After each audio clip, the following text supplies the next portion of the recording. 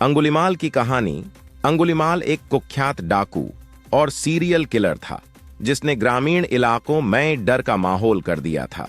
उन्होंने अपने पीड़ितों की उंगलियों से बनी माला पहनी जिससे उनका नाम अंगुलिमाल पड़ा, जिसका अर्थ है उंगली का हार।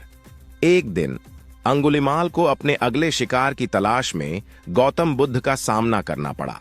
भागने या लड़ने के बजाय बुद्ध शांति और निडरता से अंगुलिमाल के पास पहुंचे। उन्होंने अंगुलिमाल से करुणा और ज्ञान के साथ बात की और उससे अपने हिंसक तरीकों को त्यागने और शांति और धार्मिकता का मार्ग अपनाने का आग्रह किया। अंगुलिमाल बुद्ध के शब्दों और उपस्थिति से बहुत प्रभावित हुआ। उसे अपने तरीकों लोगों को परेशान करने की गलती का एहसास हुआ और उसने अपराध के जीवन को त्यागने का फैसला किया। बुद्ध के मार्गदर्शन में अंगुलिमाल एक समर्पित शिष्य बन गया जो करुणा, अहिंसा और आंतरिक परिवर्तन की शिक्षाओं का पालन करने का प्रयास कर रहा था।